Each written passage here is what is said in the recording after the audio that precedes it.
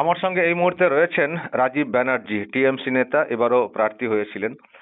রাজীব বাবু, নিশ্চয়ই খবর পেয়েছেন, শুভেন্দু অধিকারী এই রাজ্যের পরবর্তী মুখ্যমন্ত্রী হতে চলেছেন আগামীকাল ব্রিগেডের শপথ। আমি আপনাকে ফোনে ধরেছি এই জন্য যে শুভেন্দু অধিকারী যখন বিজেপিতে এসছিলেন, আপনিও কিন্তু এসছিলেন। উনি থেকে গেলেন, আপনি চলে গেলেন, কিন্তু গিয়ে আপনি কি পেলেন আজকের দিনে দাঁড়িয়ে আমার প্রশ্ন করতে ইচ্ছে করে। আর যিনি থেকে গেলেন তিনি কিন্তু মুখ্যমন্ত্রী হচ্ছেন, কি ব্যাখ্যা দেবেন? না না, প্রথমেই দেখুন, আমি সমস্ত বিতর্ক সরিয়ে এইটুকু বলি, একটা সময় আমরা দুজনের অত্যন্ত ঘনিষ্ঠতা ছিল। আমরা তৃণমূল কংগ্রেসও একসাথে দীর্ঘদিন করেছি এবং তারপরে কিছু সময়ের জন্য ভারতীয় জনতা পার্টিও শুভেন্দু অধিকারীর সঙ্গে আমি করেছি। এবং আজকে আমি অত্যন্ত আনন্দিত যে শুভেন্দু অধিকারীর মতো একজন তরতাজা, লড়াকু এবং যুব নেতা আজকে নবম মুখ্যমন্ত্রী হিসেবে আগামীকাল শপথ নেবেন। সুতরাং আমার মনে হয় আজকে সমস্ত বিতর্ক সরিয়ে রেখে শুধু এইটুকু বলতে পারি, আমার ব্যক্তিগত শুভেচ্ছা এবং অভিনন্দন রইল। এবং দেখুন, আমি চাই যে বাংলার ভালো হোক, আগামী দিনে বাংলার ভালো হোক, শুধু এইটুকু কামনা রইল। কিন্তু অবশ্যই বাংলার ভালো আপনি চাইছেন, কিন্তু প্রত্যেক মানুষও তো তার ভালোটা দেখেন। তো আপনি যে গেলেন, এতটা সার্ভিস দিলেন দলকে, কিন্তু আমি যেটা শুনেছিলাম, আমি জানি না আপনি সেটাই কিনা, যে আপনাকে যেখানে প্রার্থী করা হয়েছিল এবার দেবরাতে, এটা নাকি আপনি বা আপনার ঘনিষ্ঠরা চাইছিলেন না। আপনি যেহেতু হাওড়ার লোক, হাওড়াতে একটা ডিমান্ডও ছিল। তো তাহলে কি হলো? আপনি দলে ফিরলেন, ফিরে কাজ করলেন, কখনো ত্রিপুরার দায়িত্বে, কখনো বা অন্যত্র। আপনি দেখলাম অনেক কাজ করেছেন, পেছন থেকে হলেও অনেকটাই কাজ করেছেন। কিন্তু দলে ফিরে দলে কি সেই সম্মানটা পেয়েছেন? আপনি আজকের দিনে দাঁড়িয়ে নিজেকে কিভাবে অ্যাসেস করবেন? দেখুন, অনেক সময় রাজনীতিতে সব সময় যে সিদ্ধান্ত সঠিক হয় বেঠিক হয় তা নয়। এবং গণতন্ত্রে যেমন নির্বাচনটাও সর্বসর্বা, তেমনি জেনে রেখে দিন রাজনীতিতে জয় পরাজয় আছে। তো যাই হোক, এখন আমি আজকের এই দিনে আর এইসব নিয়ে আমার মনে হয় যে কোনো পোস্টমর্টম করা, ঘাঁটাঘাঁটি করা ঠিক অনুচিত বলে মনে হচ্ছে আমার। সুতরাং কি হয়েছে না হয়েছে সেটা নিশ্চিতভাবে আহ, আমি যে রাজনৈতিক দলে বর্তমানে আছি, যেটুকু যে আমার বলার, নিশ্চিতভাবে সেখানেই আমার বক্তব্য আমি জানাবো এবং তারাও নিশ্চিতভাবে এটা বিবেচনা করবে। তো আমার মনে হয় আজকে এসব কথা না বলে আগামী দিনগুলো যাতে বাংলার ভালো হয় এবং মুখ্যমন্ত্রী হিসাবে শুভেন্দু অধিকারী আগামী দিন শপথ নেবেন। আমি আবার বলবো যে আমার শুভেচ্ছা রইল, বাংলার ভালো হোক। এইটুকু একজন বাংলার মানুষ হিসাবে, একজন সাধারণ নাগরিক হিসাবে, একজন রাজনৈতিক কর্মী হিসাবে এবং দীর্ঘদিনের তার একজন সহকর্মী হিসাবে আমি এইটুকুই চাই। না না, আমি প্রশ্ন করতাম না, যেহেতু আপনারা, আমি তখন আমরাও বাংলার মানুষ হিসেবে দেখেছিলাম আপনাদের দুজনের মধ্যে বিরাট বন্ধুত্ব। এক মঞ্চে থাকলে একটা ওয়েব তৈরি হতো। আপনিও বেশ জোর গলায় বক্তব্য রাখতেন, কিন্তু আজকের দিনে কত একটা হিসেব করতে ইচ্ছে করছে আর কি, যে আপনি গেলেন। আমি আমি এক লাইনে জানতে চাই, আপনি যে ফিরে গেলেন, আপনি কি সেই কদর পেয়েছেন দলেতে? আমি আবার বলছি যে এই প্রশ্ন কি এখন মানে মানে প্রশ্ন করা উত্তর এবং উত্তর প্রশ্নের এই উত্তরটা ইচ্ছে করছে, উত্তর আজকের দিনে উত্তর আমরাও খুব খুশি। দেওয়াটা উত্তর দেওয়াটা কি আর এই মুহূর্তে এটার কোনো আর মানে রাখে বলে আমি মনে ওকে করি না। ওকে ওকে ওকে, ঠিক উত্তর আছে, দেওয়াটা বুঝতে কারণ পারছি, আমরা আমি উত্তর পেয়ে আমার মনে যাচ্ছি। হয় আমি জানি না আপনি কি উত্তর পেয়েছেন। আমি এইটুকু মনে করি যে দেখুন, আমি তখন একরকম সিদ্ধান্ত নিয়েছিলাম, আমি এসছিলাম। সুতরাং এটা নিয়ে আমার কোথাও কোনো ক্ষোভ দুঃখও নেই। আমি আগামী দিন সবার ভালো হোক এইটুকু চাই। আমি নিজে বর্তমানে যে জায়গায় আছি, আগামী দিনে নিশ্চিতভাবে আমিও আবার আমার কাজের মাধ্যমে আমি চেষ্টা করব আমার নিজের জায়গাটাকে প্রতিষ্ঠিত করার। শুধু এইটুকু আমার নিজের মনের মধ্যে দৃঢ় বিশ্বাস আছে। আর সবার ভালো হোক, আগামী দিন সবাই ভালো করে রাজনীতি করুক, বাংলার মানুষের ভালো হোক, বাংলায় শান্তি, শৃঙ্খলা, সম্প্রীতি, উন্নয়ন সব থাকুক। এবং আমিও একজন সাধারণ মানুষ হিসাবে নিশ্চিতভাবে আমার এই কামনা রইল। না, কিন্তু আমি আমি একটা বলবো, আমি যেটা শুনেছি সেটা বলছি, আপনি উত্তর দিতেও পারেন নাও পারেন। আমি যেটা শুনেছি যে আপনার এই দলে ফিরে যাওয়ার পেছনে একটা ব্যাপার ছিল। তখন মুখ্যমন্ত্রী ছিলেন মমতা ব্যানার্জি।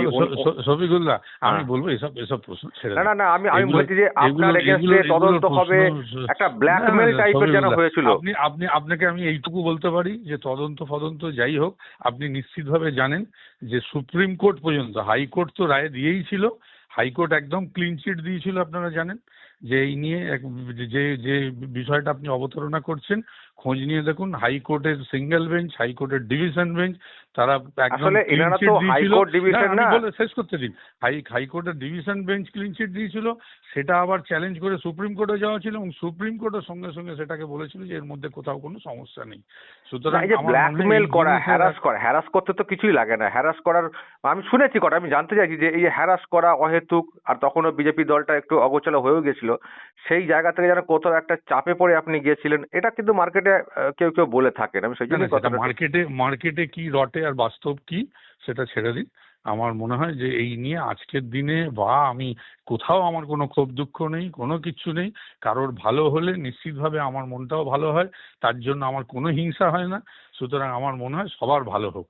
যতজন আজ রাজনীতিতে যে দলেই থাকুক না কেন, সবার ভালো হোক, সবাই আগামী দিনে এগিয়ে যাক, সবাই তাদের নিজেদের কর্মের মাধ্যমে। দেখুন, রাজনীতিটা আমি বারবার বলি, এর আগেও হয়তো আমি আপনাদের চ্যানেলেও কখনো বলেছি যে আমি রাজনীতিটা ব্যক্তিগতভাবে রাজীব বন্দ্যোপাধ্যায় মনে করেন মানুষের স্বার্থে করি। কারণ রাজনীতি এমন একটা প্ল্যাটফর্ম, যে প্ল্যাটফর্মের মাধ্যম দিয়ে আপনি বৃহত্তর স্বার্থে মানুষের জন্য কাজ করতে পারেন, যেটা ব্যক্তিগতভাবে আমি একটা মানুষের উপকার করতে পারি, 10টা উপকার করতে পারি, কিন্তু রাজনীতি করলে আমি বহু মানুষের উপকার করতে পারি, এবং সেটা বিগত দিনে আমি মনে হয় আমার কর্মের মাধ্যমে আমি করার চেষ্টা করেছি। সুতরাং আগামী দিনেও নিশ্চিতভাবে আমি প্রয়াস থাকবে যাতে বাংলার মানুষের স্বার্থে, যদি রাজনীতিটা আমি করি তাহলে নিশ্চিতভাবে বাংলার মানুষের স্বার্থে যাতে কাজ করতে পারি সেই কাজ করুন। শুভেন্দু অধিকারীর সঙ্গে কখনো মুখোমুখি দেখা হলে কথা বলবেন? কেন বলবো না? কি না বলার বলবেন? তো কিছু নেই। কি বলবেন দেখা নিশ্চিতভাবে হলে? বলবো।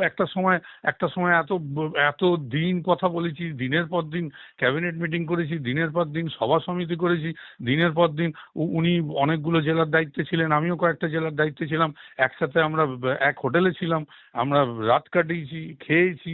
সম্পর্ক তো নিশ্চিতভাবে ওইভাবে কখনো আমার সাথে কারোর সম্পর্ক ওইভাবে খুব খারাপ হয়েছে বলে তো আমার জানা নেই। হয়তো হ্যাঁ, মাঝে হয়তো দীর্ঘদিন কোনো যোগাযোগ ছিল না, মাঝে হয়তো দীর্ঘদিন কোনো কথাবার্তা হয়নি, সে সুযোগও হয়নি, কোথাও সামনাসামনি হইও নি।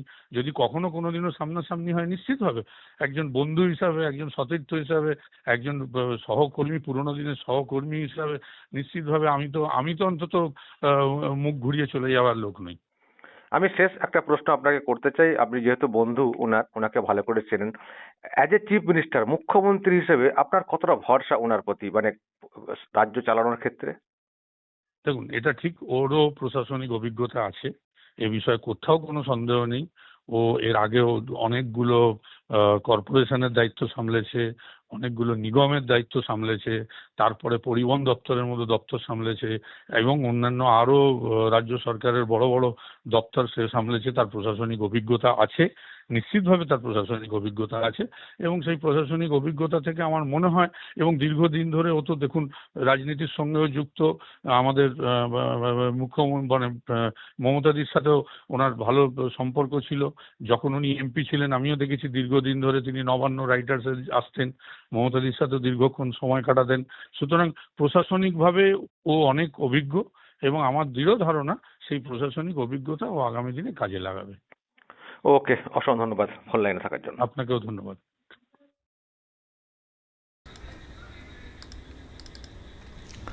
দর্শক শুনলেন রাজীব ব্যানার্জি শুভেন্দু অধিকারীর খুবই ঘনিষ্ঠ ছিলেন। ওনারা দুজন যখন মানে কাছাকাছি সময়ে এসছিলেন একটু আগে পিছু, তো বিজেপিতে একটা অন্য ওয়েব তৈরি হয়েছিল। রাজীব ব্যানার্জির বক্তব্য শোনার জন্যও প্রচুর লোকজন থাকতেন এবং অনেক কথা বলতেন, জোর গলায় বলতেন। তো 21-এর ভোটের পরে উনি ফিরে যান টিএমসিতে, কিন্তু ফিরে গিয়ে পেয়েছেনটা কি? আজকের দিনে দাঁড়িয়ে সত্যি এটা খুব হিসেব করতে ইচ্ছে করে যে বন্ধু মুখ্যমন্ত্রী হয়ে গেলেন, উনি যদি থাকতেন উনি একটা খুব ভালো গুরুত্বপূর্ণ জায়গায় থাকতে পারতেন, কারণ বিজেপিতে ওনার একটা বিরাট গ্রহণযোগ্যতা তৈরি হয়েছিল। যেখানে যেখানে যেতেন নিশ্চয় হয়তো আপনাদের মনে আছে বিরাট ওয়েব কাজ করতো, থাকলে একটা ভালো জায়গা পেতেন। কিন্তু ফিরে গিয়ে কি হলো? বন্ধু হয়ে গেলেন হিরো, আর উনি তো জিরোই থেকে গেলেন, পেলেনটা কি? তো সেই একটা রিয়াকশান নেওয়ার জন্যই ফোনটা করেছিলাম। তো উনি তো ওনার উত্তর দিলেন। আসলে দর্শক, আমি যেটার উত্তর চাইছিলাম, এই ফিরে যাওয়ার পেছনে আমি যেটা শুনেছি বলেই বলছি, বিশ্বস্ত একটা জায়গা থেকে, মানে ওনাকে কার্যত একটা চাপ, এটা টিএমসি করে থাকে, চাপ দিয়ে ভয় দেখিয়ে তদন্ত করব, এই করব সেই করব। আপনাদের হয়তো মনে আছে মানে যখন উনি এই বিজেপিতে জয়েন করেছিলেন তারপরে একটি জায়গাতে মুখ্যমন্ত্রী একটা মন্তব্য করেছিলেন, শুনবেন কী ধরনের মন্তব্য করেছিলেন। এগুলো বোঝার আছে যে টিএমসি দলটা কিভাবে হয়, কীভাবে চাপ দিয়ে ব্ল্যাকমেল করে বাধ্য করা ইত্যাদি কীভাবে হয়। শুভেন্দুকেও কম চেষ্টা করা হয়নি, পারেনি, কিন্তু রাজীব ব্যানার্জিকে ভয় দেখানো গেছে আর কি। তো দেখুন উনি কী ধরনের ভয় দেখাচ্ছিলেন। আমি জানি যে ছেলেটা আমাদের থেকে চলে গেছে, जो हमारा साथ थे लेकिन अभी चला गया, বনো সহায়ক অ্যাপয়েন্টমেন্ট নিয়ে ও কিছু কারসাজি করেছে। এই কমপ্লেন আমাকে বহুত সারে आदमी ने दिया है, हम उसको इन्वेस्टिगेशन कर रहे हैं। যদিও চলে যাওয়ার পরে কোনো ইনভেস্টিগেশন কিছু শুনিনি, তারপরে তো উনি তো ওই ব্যাখ্যাটা দিলেন। আসলে মানুষকে হেনস্থা করতে গেলে কোনো কেস লাগে না, এরা নিজেরা অন্যায় করবেন। আমি শুনেছি এই কেসে রাজীব ব্যানার্জিকে তখন বলতে যে কি হয়েছে না হয়েছে সব তো আপনার, এখন থেকেই তো সব কিছু হয়, মানে নিজেরা অন্যায় করবেন, নিজেরা সব চুরি করাবেন, আবার কেউ এদিক সেদিক গেলে তাকে আবার সেই কেসে ফাঁসানোর হুমকি দেন। আর ফাঁসাতে গেলে, ঝামেলায় ফেলতে গেলে খুব বেশি লাগে না, পুলিশ তো আছে, তাকে দিয়ে ফাঁসানো, পরে হয়তো মুক্তি পাওয়া যায়, কিন্তু তার মধ্যে অনেক হ্যারাসমেন্ট। তো এই রকম নাকি একটা চাপ তৈরি করা হয়েছিল রাজীব ব্যানার্জির প্রতি, তো উনি ফিরে চলে গেছিলেন। তো যাই হোক, উনি চাপ সহ্য করতে পারেননি, সেটা ওনার প্রবলেম, ওনার দুর্বলতা। কিন্তু যদি থাকতে পারতেন এই চাপটাকে সহ্য করে, আজকে হয়তো একটা জায়গা পেতেন, বিজেপিতে একটা ভালো জায়গা হতো। ফলে আজকের দিনে উনি যতই প্রকাশ করুন না কেন, মানে প্রকাশ্যে ওইভাবে আমার সঙ্গে ওইভাবে কথা না বললেও আমার তো মনে হয় হাত কামড়াচ্ছেন যে বিজেপিকে উপেক্ষা করে যে দলটাতে গেলাম, হ্যাঁ ব্ল্যাকমেল চাপটা ছিল, কিন্তু একটু সহ্য করলে ক্লিন চিট তো বলছেন উনি মানে পেয়েছেন বা এটা হয়েছে, তাহলে একটা পলিটিক্যাল একটা ফিউচার আরও পেতে পারতেন, কিন্তু সেটা উনি সহ্য করেননি। এখন আর হাত বা এখন এরকম ভাবলেও কিছু করার নেই। যদি ভেবে থাকেন শুভেন্দু অধিকারী বাজিমাত করে দিয়েছেন, এরকম দেখবেন অনেকেই পস্তাচ্ছেন মনে মনে, প্রকাশ হয়তো বলছেন না, কিন্তু মনে মনে যারা বিজেপিতে এসছিলেন আবার চলে গেছিলেন, তারা আজকের দিনে খুব পস্তাচ্ছেন। যারা বিজেপির সঙ্গে ছিলেন, দেখবেন সিনেমা জগতের কেউ এসছিলেন চলে গেছেন, আমার ধারণা আজকে খুব পস্তাতে হবেই। আসলে যে কোনো জায়গায় একটু টিকে থাকলে না তার রেজাল্ট আসে। তবে হ্যাঁ, টিকে থাকতে চাইলেও যদি বিরাট একটা চাপ তৈরি হয়, সেখানে অনেকে থাকতেও পারেন না, বা থাকতে গেলে হয়তো আরও পিষে মেরে ফেলার একটা ব্যাপার স্যাপার থাকতে পারতো, সেই কারণে চলে যান অনেকে। তো যাক দর্শক, এই হচ্ছে ব্যাপার। টিএমসির একটা বক্তব্য রাখলাম, কিন্তু উনি একটা কথা বলেছেন, ওনাকে প্রশ্ন রাখলাম যে শুভেন্দু কেমন মুখ্যমন্ত্রী হবেন। সেদিক দিয়ে উনি কিন্তু আস্থা প্রকাশ করেছেন যে শুভেন্দু অধিকারীকে যতটা চিনি, অ্যাডমিনিস্ট্রেশন যে বিষয়টা সেটা উনি ভালো বোঝেন, ফলে সেদিক দিয়ে ভরসা করা যায়, সেটাও কিন্তু উনি ব্যক্ত করেছেন। দর্শক বলবেন যদি আপনাদের কিছু বলার থাকে এই নিয়ে, অবশ্যই বলবেন এবং নজর রাখবেন আরামবাগ টিভিতে।